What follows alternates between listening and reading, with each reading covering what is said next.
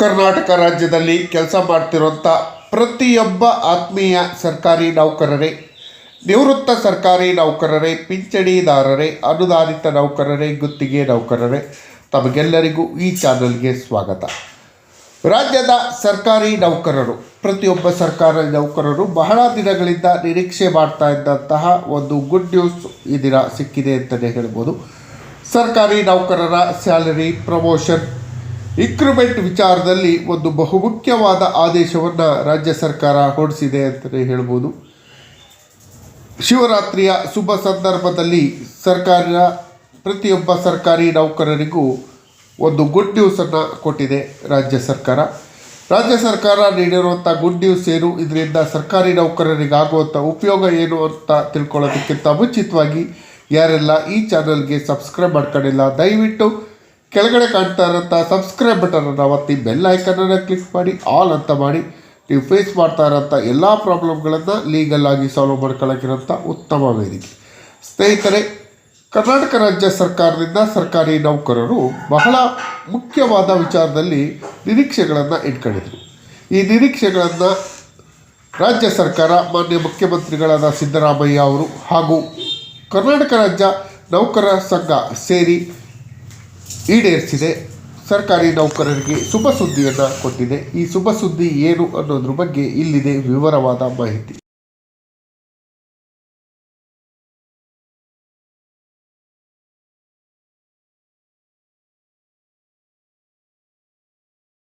ರಾಜ್ಯದಲ್ಲಿ ಕೆಲಸ ಮಾಡ್ತಿರುವಂಥ ಪ್ರತಿಯೊಬ್ಬ ಸರ್ಕಾರಿ ನೌಕರರಿಗೂ ಕರ್ನಾಟಕ ರಾಜ್ಯ ಸರ್ಕಾರ ಒಂದು ವಿಶೇಷವಾದ ಶುಭ ಸುದ್ದಿಯನ್ನು ನೀಡಿದೆ ಅಂತಲೇ ಹೇಳ್ಬೋದು.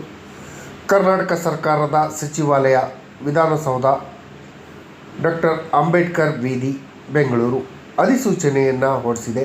ಸರ್ಕಾರಿ ಆದೇಶ CRSUE 9 ಸೇನೆ 2026 ಆದೇಶದಂತೆ ಒಂದು ಅಧಿಸೂಚನೆಯನ್ನು ಹೊರಡಿಸಿ ರಾಜ್ಯ ಸರ್ಕಾರಿ ನೌಕರರಿಗೆ ಗುಡ್ ನ್ಯೂಸನ್ನು ನೀಡಿದೆ. ಕರ್ನಾಟಕ ರಾಜ್ಯ ನಾಗರಿಕ ಸೇವಾ ನಿಯಮ 1978, 1990 ಕರ್ನಾಟಕ ಅಧಿನಿಯಮ 14 8ನೇ ಪ್ರಕರಣದಲ್ಲಿ ತಿಳಿಸಿರುವಂತೆ ಉಪಪ್ರಕರಣದ ಮೂಲಕ ಪದನಿಮಿತ್ತ ಅಧಿಕಾರವನ್ನು ಚಲಾಯಿಸುತ್ತಾ ಕರ್ನಾಟಕ ಸರ್ಕಾರವು ರಚಿಸಿರುವ ಕರ್ನಾಟಕ ನಾಗರಿಕ ಸೇವೆ ಕಂಪ್ಯೂಟರ್ ಸಾಕ್ಷರತೆ ಪರೀಕ್ಷೆ CLTC ಪರೀಕ್ಷೆ ನಿಯಮ 2012 ತಿದ್ದುಪಡಿ ಸಲುವಾಗಿ ಕೆಳಗಿನ ನಿಯಮಗಳನ್ನು ಕರಡುಗಳಲ್ಲಿ ಅಧಿಸೂಚನೆಯ 3ನೇ ಪ್ರಕರಣದಲ್ಲಿ 2ನೇ ಉಪಪ್ರಕರಣದ ಎ ಖಂಡದಲ್ಲಿ ಅಗತ್ಯಪಡಿಸಿರುವಂತೆ ಬಾಧಿತವಾದಂತಹ ವ್ಯಕ್ತಿಗಳಿಗೆ ಮಾಹಿತಿಗಾಗಿ ಈ ಮೂಲಕ ಪ್ರಕಟಿಸಲಾಗಿದೆ. ಸದರಿ ಕರಡನ್ನು ಕರ್ನಾಟಕ ರಾಜ್ಯ ಪತ್ರದಲ್ಲಿ ಪ್ರಕಟಗೊಂಡ ದಿನಾಂಕದಿಂದ 15 ದಿನಗಳ ನಂತರ ಪರಿಗಣನೆಗೆ ತೆಗೆದುಕೊಳ್ಬೋದು ಅಂತ ಹೇಳಿದೆ. ಅಂದರೆ ಗೆಜೆಟ್ ನೋಟಿಫಿಕೇಷನ್ನಲ್ಲಿ ಆದ ನಂತರ 15 ದಿನದ ನಂತರ ಅದು ಇಂಪ್ಲಿಮೆಂಟ್ ಆಗತ್ತೆ ಅಂತ ಹೇಳ್ತಾ ಇದ್ದಾರೆ. ಸದರಿ ಕರಡು ನಿಯಮಗಳಿಗೆ ಸಂಬಂಧಪಟ್ಟ ಹಾಗೆ ಮೇಲೆ ಗೊತ್ತುಪಡಿಸಿದ ಅವಧಿ ಕೊನೆಗೊಳ್ಳುವ ಮುಂಚಿತವಾಗಿ ಯಾವುದೇ ವ್ಯಕ್ತಿಯಿಂದ ರಾಜ್ಯ ಸರ್ಕಾರವು ಸ್ವೀಕರಿಸಬಹುದಾದ ಯಾವುದೇ ಆಕ್ಷೇಪಣೆ ಅಥವಾ ಸಲಹೆಯನ್ನು ರಾಜ್ಯ ಸರ್ಕಾರವು ಪರಿಗಣಿಸುತ್ತೆ. ಆಕ್ಷೇಪಣೆಗಳು ಅಥವಾ ಸಲಹೆಗಳನ್ನು ಸರ್ಕಾರದ ಕಾರ್ಯದರ್ಶಿಗಳು, ಸಿಬ್ಬಂದಿ ಹಾಗೂ ಆಡಳಿತ ಸುಧಾರಣಾ ಇಲಾಖೆ, ವಿಧಾನಸೌಧ, ಡಾಕ್ಟರ್ BR ಅಂಬೇಡ್ಕರ್ ಬೀದಿ, ಬೆಂಗಳೂರು ರವರಿಗೆ ಸಲ್ಲಿಸತಕ್ಕದ್ದು ಅಂತ ಹೇಳಿ ತಿಳಿಸಿದೆ. ಕರಡು ನಿಯಮದಲ್ಲಿ ಏನಿದೆ? ಕರ್ನಾಟಕ ನಾಗರಿಕ ಸೇವೆ KCSR ನಿಯಮ, ಕಂಪ್ಯೂಟರ್ ಸಾಕ್ಷರತಾ ಪರೀಕ್ಷೆ CLTC ತಿದ್ದುಪಡಿ ನಿಯಮ 2026 ಅಂತ ಹೇಳಿ ಕರೆಯಲಾಗತ್ತೆ. ಈ ನಿಯಮಗಳು ಒದಗಿಸಿರುವಂತೆ ಉಳಿದುಕೊಂಡ ಈ ನಿಯಮದ ಅಧಿಕೃತ ರಾಜ್ಯಪತ್ರದಲ್ಲಿ ಅಂತಿಮವಾಗಿ ಪ್ರಕಟಗೊಂಡ ದಿನದಿಂದಲೇ ಜಾರಿಗೆ ಬರುತ್ತೆ ಅಂತ ಹೇಳಿ ತಿಳಿಸಿದೆ. ನಿಯಮ 2ಕ್ಕೆ ತಿದ್ದುಪಡಿಯನ್ನು ತಂದು ಕರ್ನಾಟಕ ನಾಗರಿಕ ಸೇವೆ ಕಂಪ್ಯೂಟರ್ ಸಾಕ್ಷರತಾ ಪರೀಕ್ಷೆ ನಿಯಮ 2012 ಅಡಿಯಲ್ಲಿ ಇನ್ನು ಮುಂದೆ ಸದರಿ ನಿಯಮಗಳೆಂದು ಉಲ್ಲೇಖಿಸಲಾಗಿದೆ. ನಿಯಮ 2ರಲ್ಲಿ ದಿನಾಂಕ 31/12/2025 ಒಳಗೆ ಎಂಬ ಪದವನ್ನು ಅಂಕವನ್ನು ಬದಲಿಗೆ 31/12/2026 ಒಳಗೆ ಎಂಬ ಪದವನ್ನು ಅಂಕವನ್ನು ದಿನಾಂಕ 1/1/2026ರಿಂದಲೇ ಜಾರಿಗೆ ಬರುವಂತೆ ಪ್ರಸ್ತಾಪಿಸಲಾಗಿದೆ ಅಂತ ಹೇಳಿ ತಿಳಿಸಿದೆ.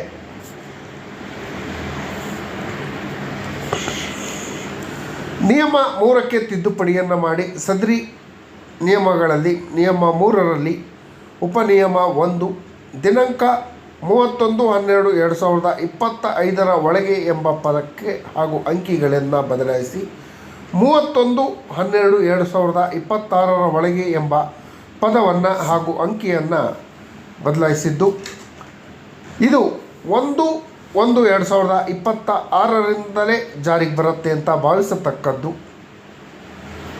ಉಪನಿಯಮ 2 31/12/2020 ಎಂದಂಥ ಪದವನ್ನು ಬದಲಾಯಿಸಿ 31/12/2026 ಒಳಗೆ ಎಂಬ ಪದವನ್ನು ಬಳಸಿದೆ ಅಂತ ಹೇಳಿ ದಿನಾಂಕ 1/1/2026ರಿಂದಲೇ ಜಾರಿಗೆ ಬರುವಂತೆ ಪ್ರಸ್ತಾಪಿಸತಕ್ಕದ್ದು ಅಂತ ಹೇಳಿ ತಿಳಿಸಿದೆ.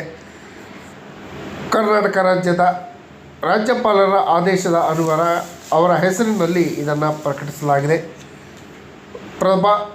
ಪ್ರತಿಭಾ ಕೆ ಸರ್ಕಾರದ ಅಧೀನ ಕಾರ್ಯದರ್ಶಿಗಳು, ಆಡಳಿತ ಸುಧಾರಣೆ ಹಾಗೂ ಸಿಬ್ಬಂದಿ ಇಲಾಖೆಯವರು ಹೊರಡಿಸಿದ್ದಾರೆ. ಸ್ನೇಹಿತರೆ, ಈ ಆದೇಶದ ಒಂದು ಜಿಸ್ಟ್ ಇಷ್ಟೇ. ಸರ್ಕಾರಿ ನೌಕರರ ಸಂಘದ ಅಧ್ಯಕ್ಷರಾದ ಷಡಕ್ಷರಿ ಅವರು ಹಾಗೂ ಸರ್ಕಾರಿ ನೌಕರರು ಬೇಡಿಕೆಗಳನ್ನು ಇಟ್ಟಿದ್ದರು. ಏನು ಬೇಡಿಕೆ ಅಂದರೆ, CLTC ಪರೀಕ್ಷೆ ಪಾಸ್ ಆಗದೇ ಇರೋರಿಗೆ ಪ್ರಮೋಷನ್, ಇಂಕ್ರಿಮೆಂಟ್ ಸೇರಿದಂತೆ ಇತರೆ ಸೌಲಭ್ಯಗಳನ್ನು ನಿಲ್ಲಿಸುವಂಥ ಆದೇಶ ಇತ್ತು. ಇದುವರೆಗೆ ಈ ವರ್ಷ ಸ್ಟಾರ್ಟ್ ಆಗಿ ಒಂದೂವರೆ ತಿಂಗಳಾದರೂ ಕೂಡ ಇದುವರೆಗೂ CLTC ಪರೀಕ್ಷೆ ದಿನಾಂಕವನ್ನು ಮುಂದೂಡಿರಲಿಲ್ಲ. ರಿಲ್ಯಾಕ್ಸೇಷನನ್ನು ಕೊಡುವಂಥ ಕೆಲಸಕ್ಕೆ ರಾಜ್ಯ ಸರ್ಕಾರ ಕೈ ಹಾಕಿರಲಿಲ್ಲ. ಕಳೆದ ವರ್ಷ ಏನು ಯಾವುದೇ ಜಿಲ್ಲಾ ಕೇಂದ್ರಗಳಲ್ಲಾಗಲಿ ಎಲ್ಲೂ ಕೂಡ CLTC ಪರೀಕ್ಷೆಗಳು ನಡೆದಿರಲಿಲ್ಲ. ಹಾಗಾಗಿ ಮತ್ತೆ ಒಂದು ವರ್ಷ ಎಕ್ಸ್ಟೆಂಡನ್ನು ಮಾಡಬೇಕು ಅಂತ ಹೇಳಿ ನೌಕರರ ಸಂಘದ ವತಿಯಿಂದ ಸರ್ಕಾರದಲ್ಲಿ ಮನವಿಯನ್ನು ಮಾಡ್ಕೊಂಡಿದ್ರು. ಈ ಮನವಿಗೆ ಸರ್ಕಾರ ಪರಿಗಣಿಸಿ CLTC ಪರೀಕ್ಷೆಯ ತೆಗೆದುಕೊಳ್ಳುವ ಅವಧಿಯನ್ನು 1 ವರ್ಷಕ್ಕೆ ಎಕ್ಸ್ಟೆಂಡ್ ಮಾಡಿದೆ. ಈ ಎಕ್ಸ್ಟೆಂಡ್ ಬಗ್ಗೆ ಅಧಿಕೃತ ಆದೇಶವನ್ನು ಹೊರಡಿಸೋದ್ರ ಬಗ್ಗೆ ಆಕ್ಷೇಪಣೆಯನ್ನು ಕೋರಿ ಸರ್ಕಾರ ಆದೇಶವನ್ನು ಹೊರಡಿಸಿದೆ.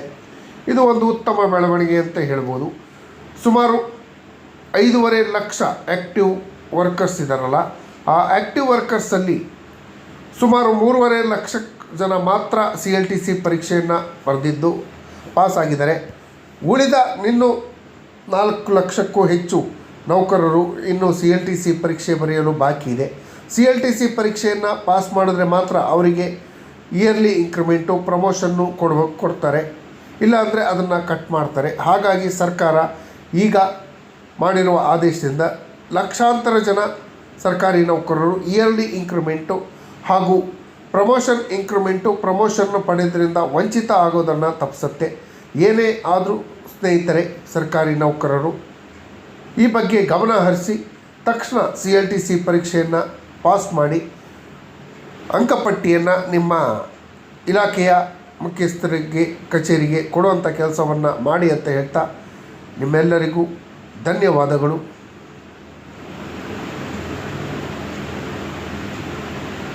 ಈ ವಿಡಿಯೋ ನೋಡಿದ್ದಕ್ಕೆ ಧನ್ಯವಾದಗಳು. ಜೈ ಹಿಂದ್.